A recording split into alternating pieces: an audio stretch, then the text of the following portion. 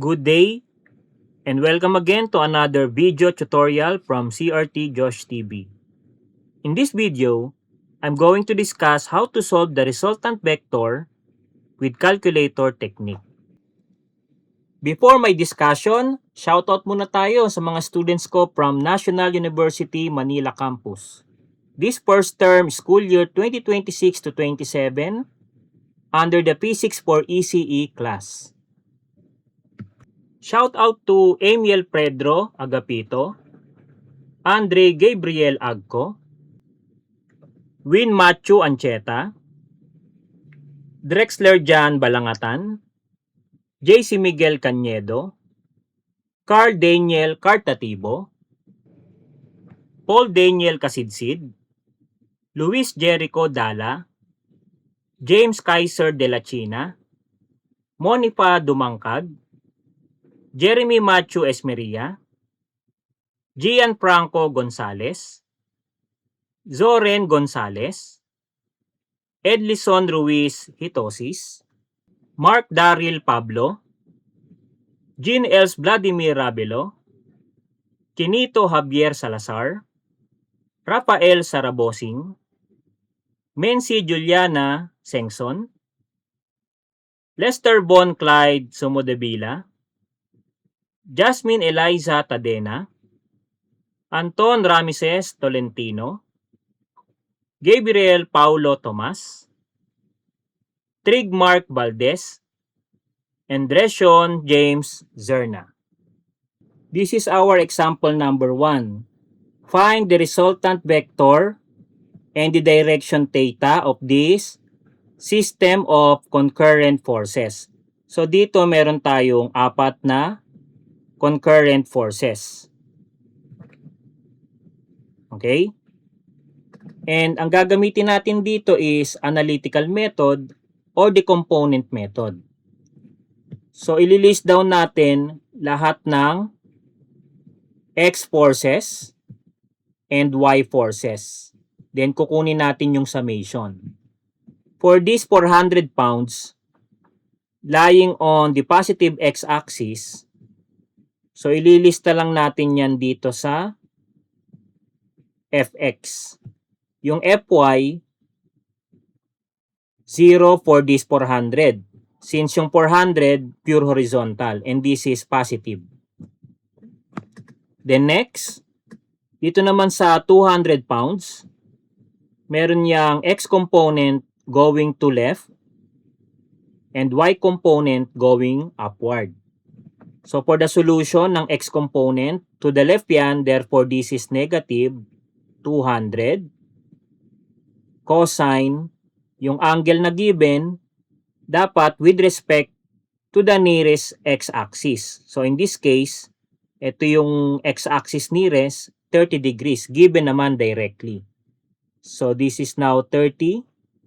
And para naman sa y component, going up, positive 200 yan. Then ang ginagamit, kapag y component, sine of the angle, which is 30 degrees yung angle.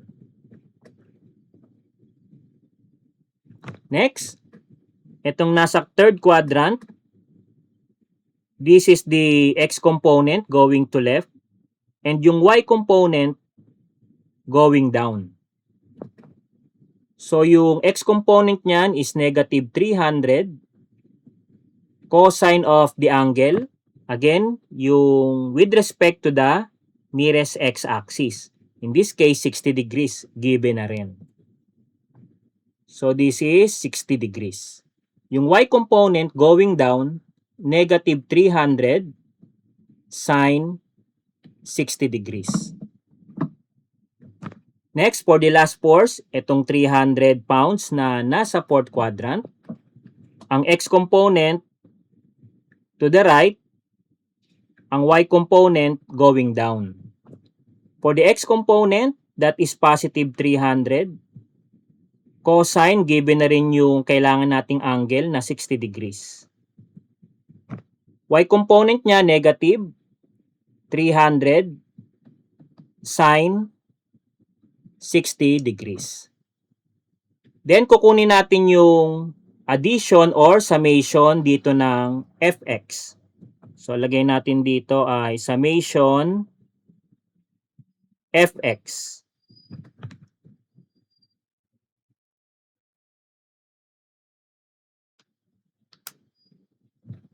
So, this is equivalent to 226.79.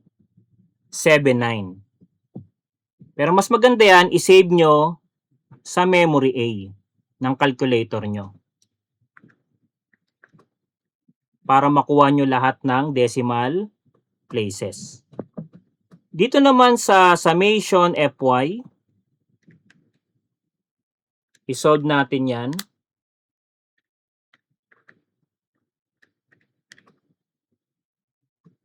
So for the summation fy, this is equivalent to negative 419.62. I-save natin sa memory B para ma-store natin lahat ng decimal places. In solving the resultant, this is equivalent to the square root of summation fx squared plus summation fy squared. So ilagay lang natin yung mga nailagay sa memory A and memory B. So the result here is 476.98 pounds. So this is the resultant vector for this problem. And kung kukunin natin yung theta, the formula is inverse tangent of the absolute value for summation fy over summation fx. So in this case, inverse tangent of yung sinave natin sa memory B over memory A. And the answer is 61.61 degrees. So kung ipa-plot natin yan, dito ko ipakita, drawing tayo ng Cartesian system. Iko-consider natin yung sign ng summation fx and that is positive. Yung sign naman ng summation fy, negative. Therefore, between this sign, diyan nagpo-fall ang ating resultant R. So, nandito yung R. And itong 61.61 degrees, of course, with respect to the nearest x-axis. So, nandito yung theta. So, this is our answer for this example 1 using conventional method. Let us now solve this example using calculator technique. So, sa paggamit ng calculator technique, we will be using mode 2 sa calcu natin. Ito yung complex. Okay, hahanapin lang natin yung complex mode sa calculator. And next, i-add lang natin yung mga forces ng ganitong format. So, force 1, angle theta 1, plus force 2, angle theta 2, plus force 3, angle theta 3, and so on. Wherein each angle is with respect to the positive x-axis. So, lahat yan.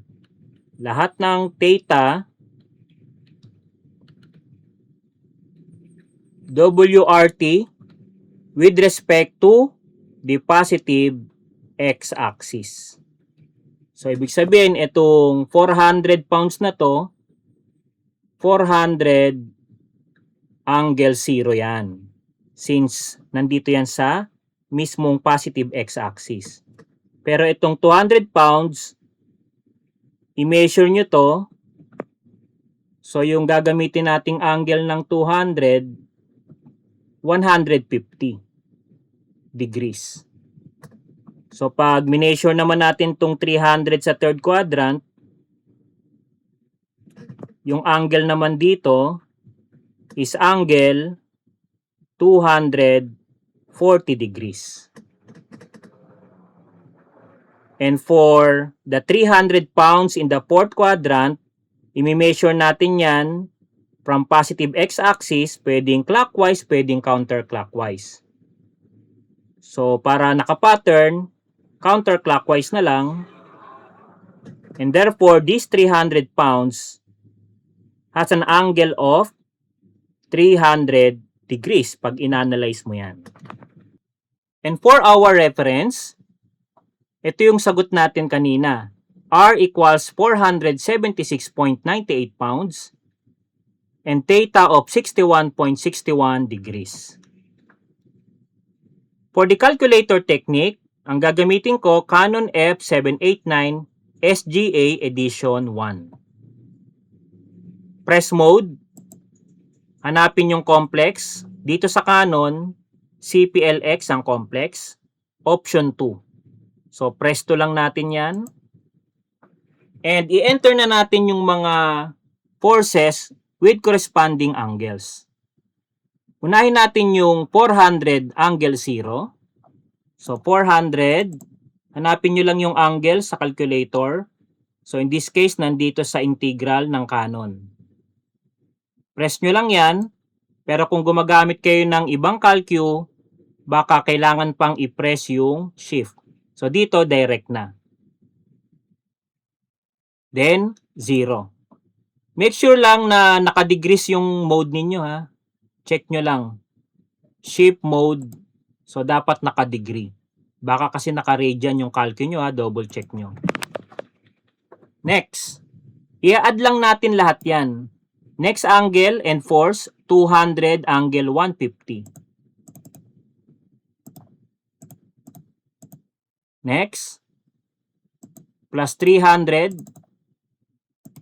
angle 240 and plus 300 angle 300 degrees.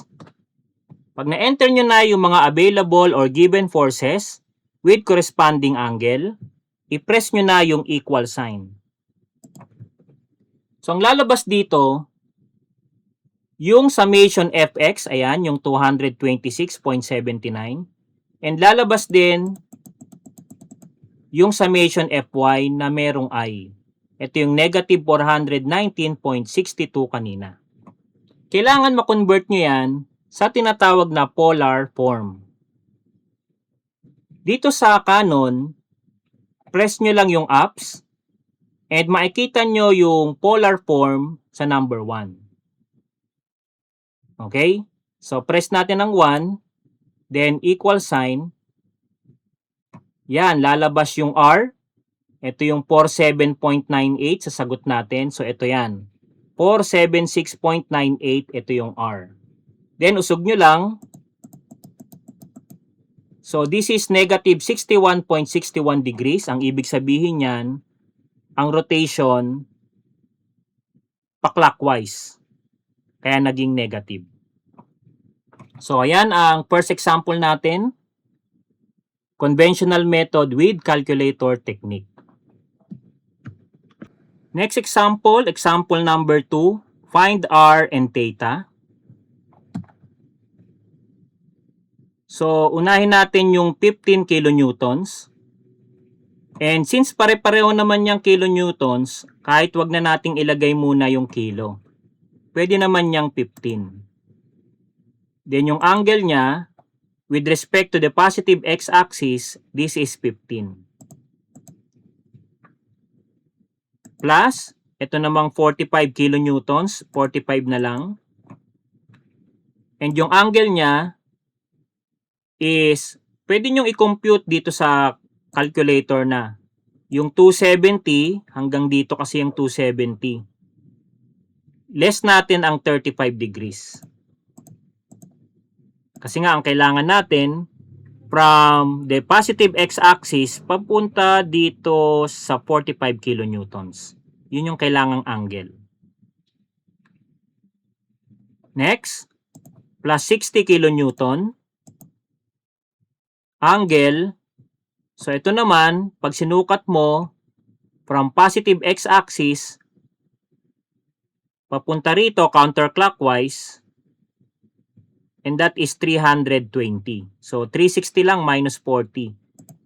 So lagay natin 320. Ginawa ko lang na isang direction counterclockwise, pero pwede rin yung clockwise. Kaya kung ang gagamitin mo ay clockwise, negative 40 yung i-encode mo sa Calcu. So in this case, press equal sign. So ito na yung summation Fx 34.64 kN, yung summation Fy niya negative 71.55 kN. Iko-convert natin yan sa polar form, press ups, and select 1, itong R angle theta. Then press equal sign. So therefore, the resultant is 79.49 kilonewtons. And the angle is negative 64.17 degrees. So i-summarize ko lang dito, R is 79.49 kilonewtons. Theta is negative 64.17. And kung i-check nyo, or ipa-plot natin yan, yung summation Fx niya positive, summation Fy negative. So dito naka-plot yung R. And nandito naman yung theta. So kung ipa-plot natin dito, wala na yung sign. Therefore, this is 64.17 degrees. And for our last example, example number 3. So ang given sa iba, instead of angle, nagkaroon dito ng inclination. Ang tawag ko dyan, inclination or slope. So kailangan kunin nyo muna yung angle dito. So the angle here is equivalent to inverse tangent of 1 over 2. So kailangan mong ilagay yung inclination niya. Ito yon, yung 1 vertical muna, then horizontal side. Okay? So i-compute nyo lang, inverse tangent of 1 over 2, this will give you 26.57 degrees.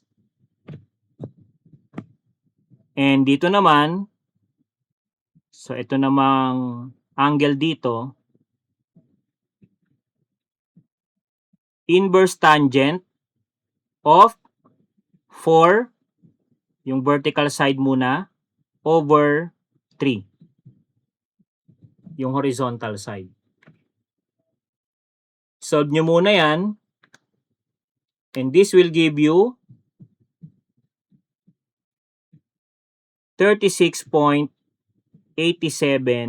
degrees. So, pwede nyo rin yan i-save sa memory para mas accurate yung magiging result ng calculation nyo. Okay? Proceed na tayo sa calculator technique. Unahin natin yung 200 newtons. So, we have 200 angle 26.57 degrees. Plus, next is itong 120 newtons.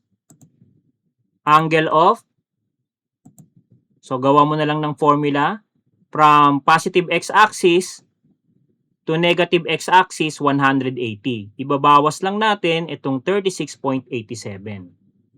So, enter natin sa Calcu, 180 minus 36.87. Don't forget the close parenthesis. Next, itong 50 newtons. So, plus 50. Angle of, ang ilalagay natin dyan, 180 plus 60. So, pwede nang i-direct ilagay 240.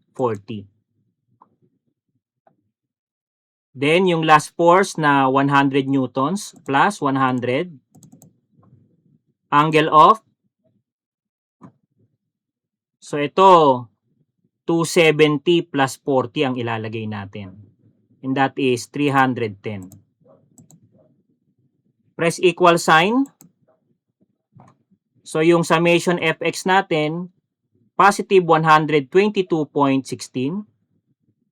And yung summation fy, 41.55. Positive din. So therefore, parehas na positive, mamaya i-drawing natin kung nasaan quadrant. Convert natin sa polar form, press ups and 1. Press equal sign. Therefore, the resultant of this example is 129.03 newtons and the angle is 18.79 degrees in the first quadrant. So again, R equals 129.03 newtons and the angle theta is 18.79 degrees. So ipakita lang natin yung pagplot ng resultant vector. Nasa first quadrant yan. Diba? Dahil positive yung summation fx and positive yung summation fy.